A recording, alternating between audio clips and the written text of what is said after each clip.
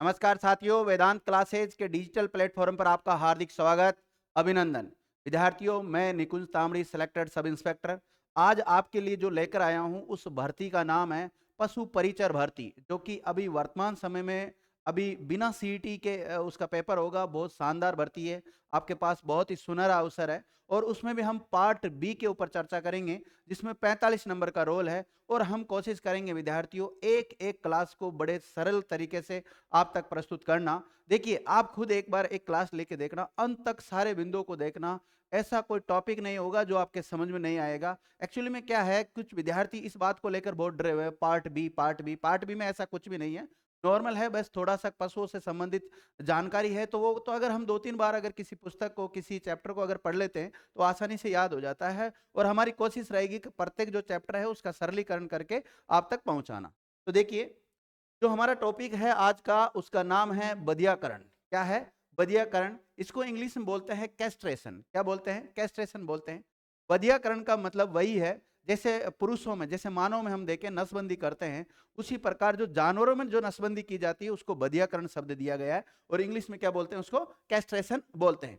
जैसे माना कि ये जानवर आपको दिखाई दे रहा है, ये सांड दिखाई दे रहा है, अब इसका नसबंदी करना ही बधियाकरण है। मतलब इसको एक प्रकार से नपुंसक बना देना, वही बधियाकरण। मतलब किसी प्रकार का ये सेक्स से रिलेटेड कोई कार्रवाई नहीं कर सके, ऐसा इसको बना देना है। अब जब इसको ऐसा बनाया जाएगा तो विद्यार्थियों, हो सकता है ये पावरफुल हो जाएगा, इसका मास वगैरह है वो भी बढ़ेगा, इसका भार बढ़ेगा। तो इन तमाम बिंदुओं के ऊपर हम चर्चा करेंगे। मतलब यहां से किस टाइप के पर्सन बनने की संभावना है, उनको देखेंगे। तो एक तो देखेंगे बधियाकरण होता क्या है, इसकी डेफिनेशन वगैरह देखेंगे। और साथ ही में इन इन बिंदुओं पे चर्चा करेंगे हम, जैसे इसकी डेफिनेशन या सामान्य जानकारी कह सकते हैं। इसके बारे में हम सबसे पहले तो सामान्य जानकारी लेंगे कि बधियाकरण है क्या।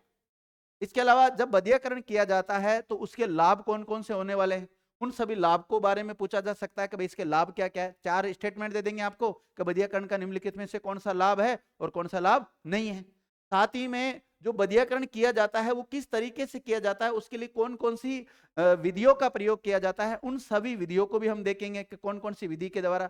हालांकि सामान्यतः 3 विधियां हैं, कई जगह 2 लिखी हुई है। तो जो भी है, जो भी कंसेप्ट है वो क्लियर कर दिया जाएगा। जो भी आपको यहाँ पर आंकड़े दिए जाएंगे वो ऑथेंटिक आंकड़े दिए जाएंगे। आप किसी भी प्रकार की जो मार्केट की जो सामग्री है उसको देखकर भ्रमित ना हो। इस चैनल के साथ आप जुड़े हैं तो एक विश्वास के साथ जुड़े हैं, और आपके साथ किसी प्रकार का यहाँ पे कोई विश्वासघात नहीं होगा। मतलब जो आपको पढ़ाया जाएगा ना, उसी में से ही 100% मिलेगा। आप इस बात का हम पे विश्वास कीजिए। विद्यार्थियों, मैं खुद एक गवर्नमेंट जॉब में हूँ, तो मैं समझ सकता हूँ एक विद्यार्थी को कौन सा कंटेंट सही है, कौन सा कंटेंट सही नहीं है। तो आप एक बार विश्वास तो करके देखो हमारे ऊपर, जो हम कंटेंट दे रहे हैं। आपका भविष्य हम खराब करने के लिए नहीं आए, बल्कि आपका भविष्य बनाने के लिए आए हैं, मैं कह रहा हूं। और देखिए, हमारी रणनीति क्या रहेगी, पहले हम सभी टॉपिक को डिटेल से पढ़ाएंगे और फिर सभी के ऑब्जेक्टिव टाइप के प्रश्न भी करवाएंगे। तो बहुत शानदार तरीके से होने वाला है। और जब इसको यूट्यूब पे पढ़ाया जाएगा तो यूट्यूब पे बिल्कुल निःशुल्क रहेगा।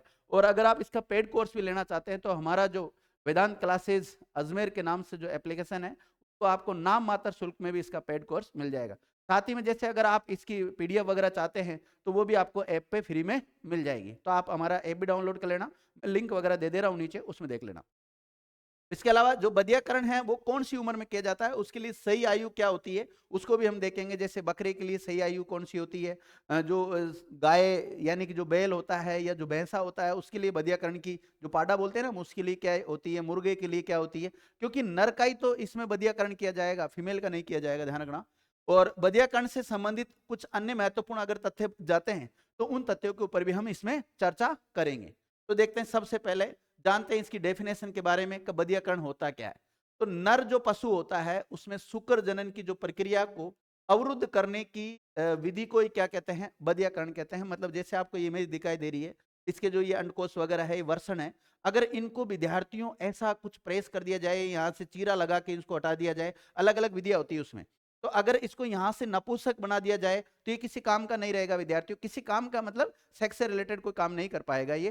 तो इससे संबंधित इसको क्या कहते हैं, बधियाकरण। यानी कि नर पशु का टेक्नोलॉजी तरीके से इसका नसबंदी करना ही क्या कहलाता है, बंध्याकरण या बधियाकरण कहलाता है। तो बधियाकरण क्या है, ये आपके अच्छी तरह समझ में आ गया होगा। किसी नर पशु को एक प्रकार से नपुंसक बनाना ही क्या है, बधियाकरण है। मतलब उसके जो पावर होते हैं सेक्स से रिलेटेड, वो सारे पावर उसके मतलब खत्म कर देना ही बधियाकरण है। जैसे पुरुषों में नसबंदी होती है, सेम उसी की तरह होता है। अब बधियाकरण के लाभ क्या क्या है, इनको देख लेते हैं कि बधियाकरण के लाभ क्या क्या है। जैसे अनुपयोगी पशुओं की जो संख्या है उसको सीमित किया जा सकता है। जैसे एक्स्ट्रा पशु बढ़ रहे हैं, जैसे कोई पशु कोई काम का नहीं होता है, तो बधियाकरण करके उनका क्या किया जा सकता है, उनमें कमी की जा सकती है, तो पशुओं में कमी हो जाएगी।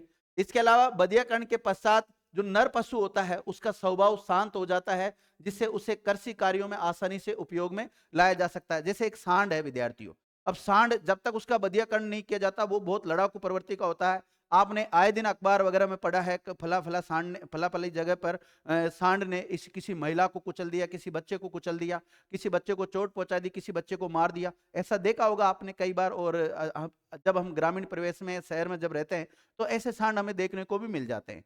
तो वैसे जो सांड है अगर उनको शांत करना है तो एक काम करो, उनका बधियाकरण कर दो, यानी उनको नपुंसक कर दो। नपुंसक करेंगे तो वो शांत रहेंगे, बिल्कुल यूं ऐसे मुंह लटका के रहेंगे, किसी से कोई मतलब नहीं होगा, एकांत में रहना वो पसंद करेंगे। जैसे माना कि विद्यार्थियों अगर हम मानव की बात करें, एक मानव बहुत पावरफुल है व्यक्ति, तो फिर वो इधर उधर ताका झाकी करता है या कुछ न कुछ जैसे उसकी जो कामना है उसको संपूर्ण करने के लिए, उसको कंप्लीट करने के लिए वो इधर उधर कुछ न कुछ कोशिश करता है।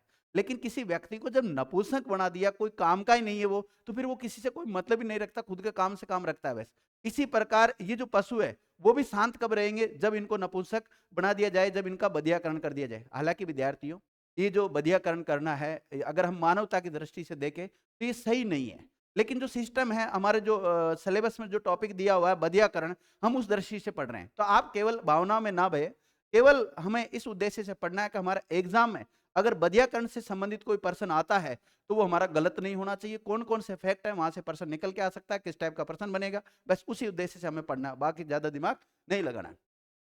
देखो मांस उत्पादन बढ़ाने के लिए भी बधियाकरण उपयोगी है, जिससे इससे क्या होता है विद्यार्थियों, जो मांस वगैरह है वो बढ़ जाता है। जैसे माना कि किसी बकरे का हमने बधियाकरण कर दिया, तो बधियाकरण कर देंगे तो उस बकरे का जो एनर्जी वो तो वेस्ट होगी नहीं, तो उसका धीरे धीरे भार बढ़ेगा, और भार बढ़ेगा तो उसका मांस बढ़ेगा, मांस बढ़ेगा तो उसका मूल्य अधिक होगा। जैसे बकरा ईद वगैरह आती है उस समय बिकते हैं, और वैसे भी सामान्यतः कई लोग जैसे मटन वगैरह खाते हैं, मांस वगैरह खाते हैं, तो जो दुकानों पे बिकता है, तो कहने का मतलब बकरे का मूल्य बढ़ जाएगा।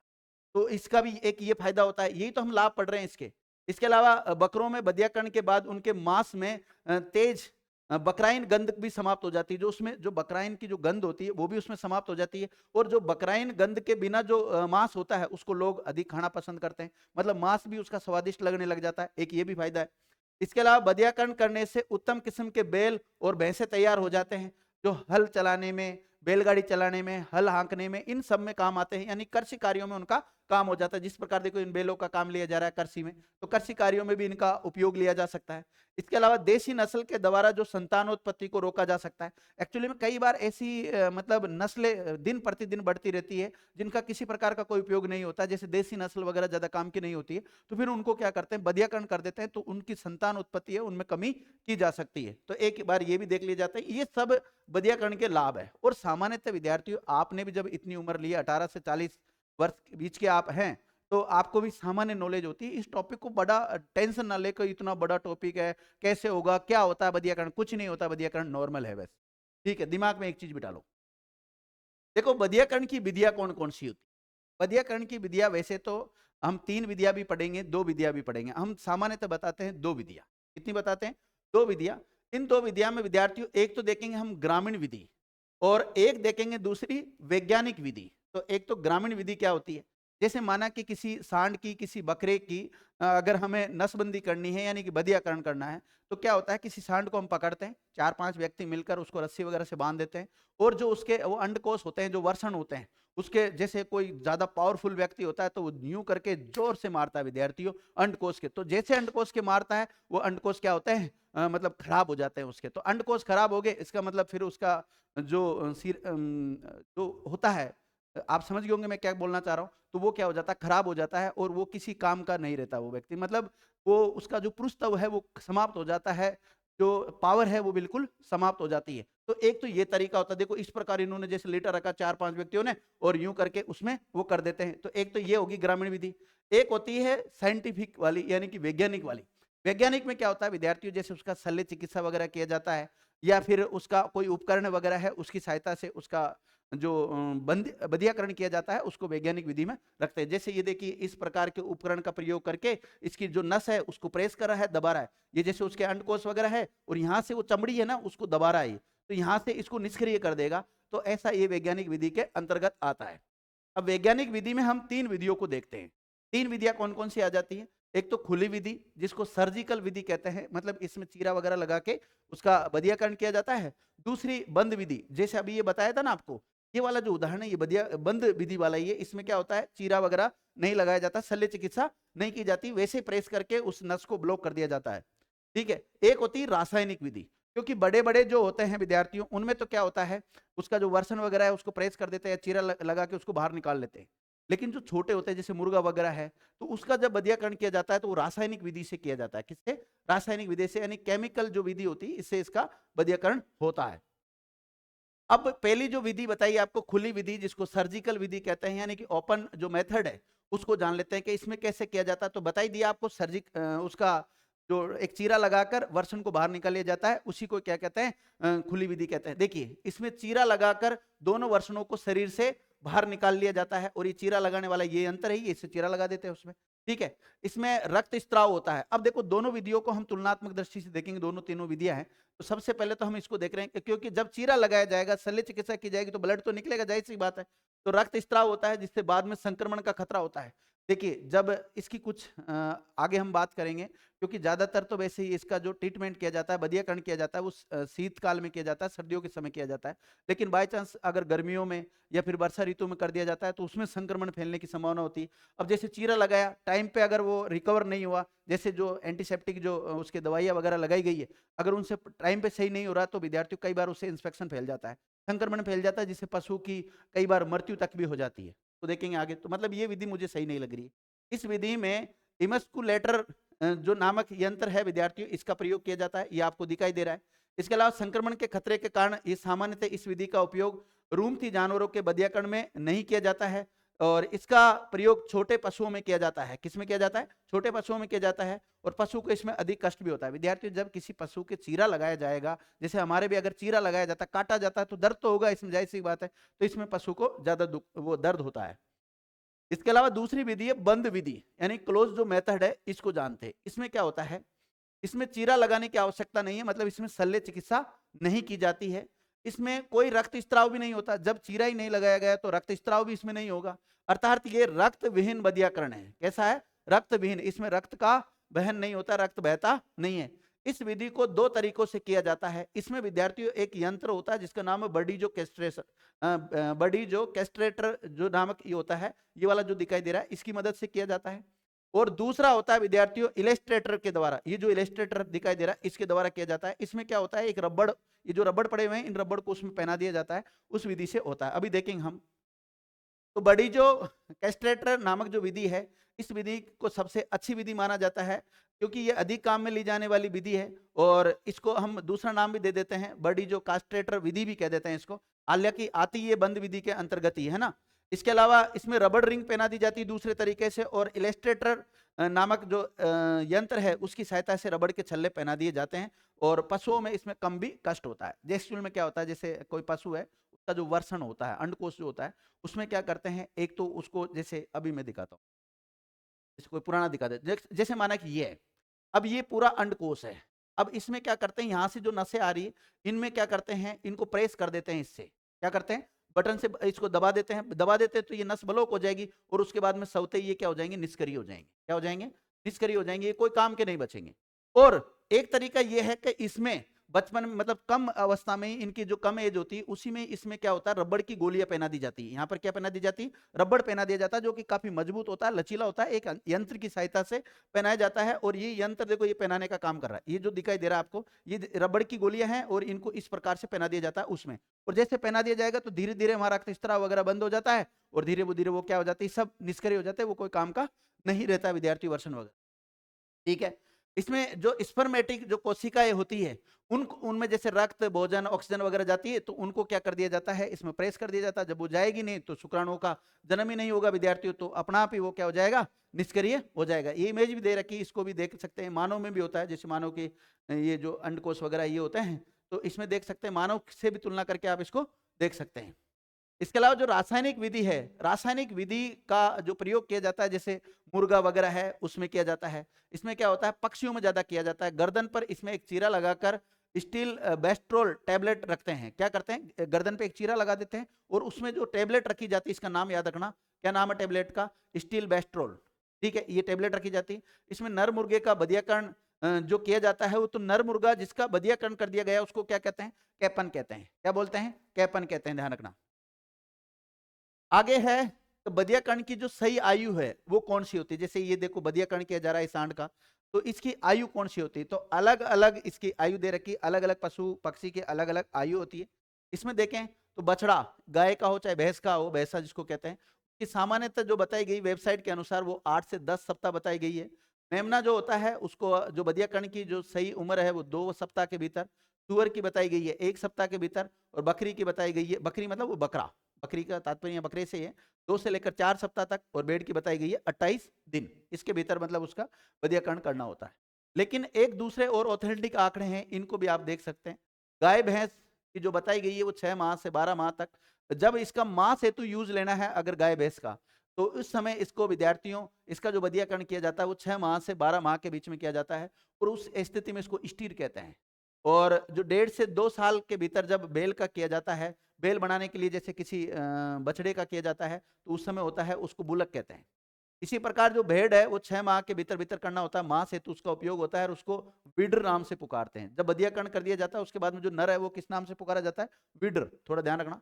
इसके अलावा जो बकरी है वो 6 माह के भीतर भीतर करना होता है मांस हेतु, बकरी मतलब वो बकरा, और इसको कहते हैं बक।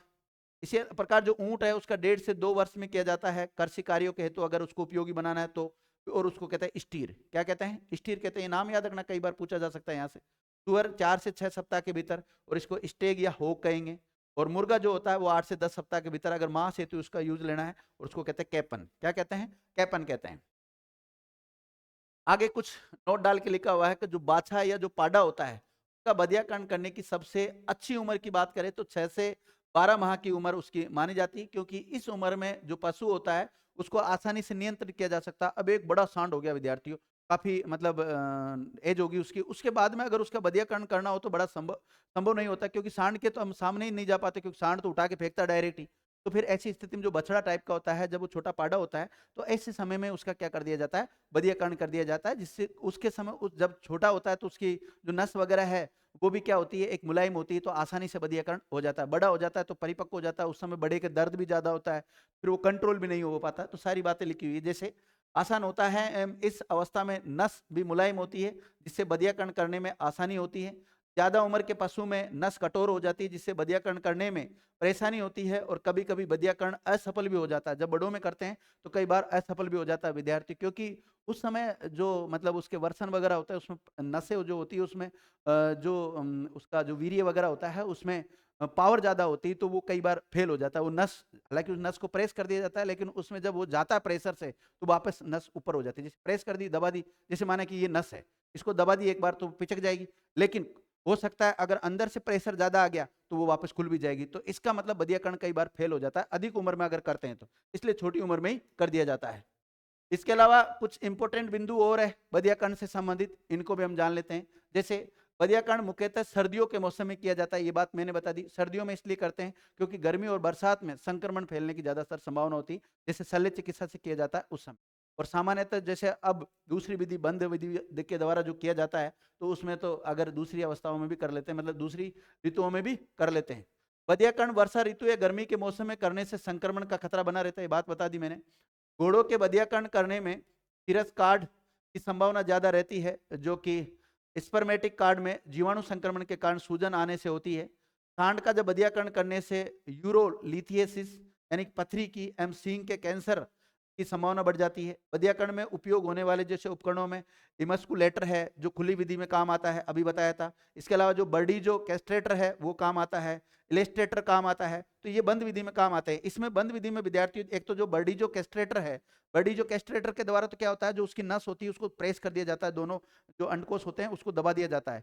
और इसके अलावा जो इलेस्ट्रेटर है इसमें क्या होता है, वो रबड़ के छल्ले पहना दिए जाते हैं। इसके अलावा जब अगर हम बात करें इसकी जो खुली विधि, तो इसमें इमस्कुलेटर का प्रयोग किया जाता है। तो ये आप थोड़ा ध्यान रखना। इमस्कुलेटर ये तो खुली विधि में किया जाता है, इसमें चीरा लगाया जाता है। और जो इलेस्ट्रेटर और ये जो बड़ी जो क्रेस्टेटर है, इसमें क्या होता है, उसको बंद कर दिया जाता है, ये बंद विधि में काम आता है। हालांकि मैं दोनों चित्र आपको दिखाई दे रहा हूँ। इमस्कुलेटर ये वाला चित्र होता है, इसमें दिखाई दे रहा है, और बड़ी जो कैस्ट्रेटर ये वाला चित्र होता है। तो दोनों चित्र आपको दिखाई दे रहे हैं। होता कुछ ही नहीं, बस उसको कुल मिला के बधियाकरण करना है। बधियाकरण आप अच्छी तरह समझ भी गए होंगे विद्यार्थी, उम्मीद है। इसके अलावा एक थोड़ा सा ये बात भी याद रखना, जैसे किसी जैसे कोई सांड है, तो उसको जैसे गौशाला में रखा जाता है, तो कई बार देखा होगा आप, गौशाला में भ्रमण करने के लिए गए होंगे, तो वहां पर कई सारी गायें होती है और उसमें कुछ सांड भी होते हैं। और कुछ सांड ऐसे होते हैं जिनके नीली स्याही लगी होती है, यहाँ छाती होती है ना उनके नीचे की तरफ, यहाँ पर नीली स्याही लगी होती है। उसके पीछे क्या कारण होता है मैं बताता हूँ। क्योंकि कई बार जो गाय वगैरह है वो ऋतुओं में जो आती है, जैसे जब उनको गर्भावस्था के लिए तैयार होती है वो, तो फिर ऐसी स्थिति में उनका पता करने के लिए एक अधिकारी होता है, एक प्रकार से अधिकारी कह सकते हैं हम इस सांड को। तो इसकी जो होता है, इसको टीजर कहते हैं। क्या कहते हैं? टीजर। मतलब नसबंदी किया गया ऐसा सांड जिसको गौशाला में रखा जाता है, उसको टीजर कहते हैं। क्या कहते हैं? टीजर कहते हैं। और इनको गौशाला में विद्यार्थियों 10:1 में रखा जाता है, मतलब 10 गायों के ऊपर एक। मतलब जैसे माना कि अगर किसी गौशाला में 200 गायें हैं, तो वहां पर 20 टीजर रखे जाएंगे। कितने? 20 टीजर। उससे ये पता लगता है कि भाई उनका पता लग जाता है कि कौन सी गाय ऋतु में है, कौन सी गर्भावस्था के लिए तैयार है। तो ऐसी स्थिति में एक व्यक्ति तो उन सभी गायों का ध्यान नहीं रखेगा। भाई जैसे रंबारी गाय, तो हमें थोड़ी पता लगेगा वो किस लिए रंबारी, लेकिन उस सांड को पता लग जाता है। जैसे वो 20 सांड है, तो उनको पता लगेगा, तो वो जाते हैं उसके ऊपर, और जाते ही वो कोशिश करते हैं। अब वो तो बिल्कुल नपुंसक हो रखे हैं, वो तो कोई काम के नहीं है। लेकिन जैसे उस गाय के ऊपर वो चढ़ते हैं, गाय के ऊपर जैसे चढ़ेंगे, तो उन गाय पे क्या लग जाएगी? नीली स्याही लग जाएगी। अब नीली स्याही लगेगी तो उससे क्लियर हो जाएगा भाई कौन कौन सी गाय है, उनका गर्भाधान कराना है। तो फिर उनका फिर जो जो भी तरीके होते हैं गर्भाधान के, उन तरीकों से उनका गर्भाधान करा दिया जाए। इसलिए आप इस टीजर का भी ध्यान रखना कि टीजर क्या है, कि नसबंदी किया गया सांड को कहते हैं। और सांड की छाती पर कौन से रंग की स्याही लगाई जाती है? तो नीले रंग की स्याही लगाई जाती है। विद्यार्थियों, पुरुषों में भी नसबंदी होती है, तो जानवरों में भी नसबंदी होती है। और प्राचीन समय में आपने देखा होगा, जो मुगल काल वगैरह में जो हरम की जो रानियां होती थी, हरम की जो औरतें होती थी, उनकी रक्षा करने के लिए या तो जो किन्नर वगैरह होते हैं उनको रखते थे, या फिर ऐसे व्यक्तियों को रखते थे जिनका नसबंदी कर दिया जाता था। या तो जबरदस्ती नसबंदी कर दिया जाता था, या फिर उनका जो भी कारण होता था उस कारणवश उनकी नसबंदी करके उनको वहां पर रख दिया जाता था। ठीक है विद्यार्थियों, अब आगे देखो, एक शायरी सुना देता हूं आपको आज। शायरी यह है कि आदत न डालो मुझे पढ़ने की, या तो ऊब जाओगे या फिर डूब जाओगे। तो विद्यार्थियों, आप किसी भी व्यक्ति को लेकर आदत न डालो मुझे पढ़ने की, या तो ऊब जाओगे या फिर डूब जाओगे। तो इसी उनमें उन विद्यार्थियों को ये बोलना चाहता हूँ, क्योंकि कई विद्यार्थी कमेंट करते हैं कि सर आप सारे सब्जेक्ट पढ़ा लेते हो। तो विद्यार्थियों, हम सारे सब्जेक्ट पढ़ा सकते हैं, उसमें कोई दिक्कत नहीं, क्योंकि हमने भी तैयारी की है कंपटीशन की, और कई एग्जाम हमने क्लियर किए हैं। तो सभी विषय वस्तुओं का अध्ययन किया है, तो उसमें ऐसी कोई दिक्कत नहीं है, हम सारे विषय पढ़ा सकते हैं। ठीक है, जितना समय मिलता है, जिस सब्जेक्ट को समय देना होता है तो दे देते हैं, और वो विषय आपको पढ़ा देते हैं। अब आपसे मेरी एक रिक्वेस्ट है कि आपको ये जो क्लास है वो कैसी लगी, अच्छी लगी है तो कमेंट करके जरूर बताना, और अधिक से अधिक साथियों के साथ शेयर करना। थैंक यू मित्रों।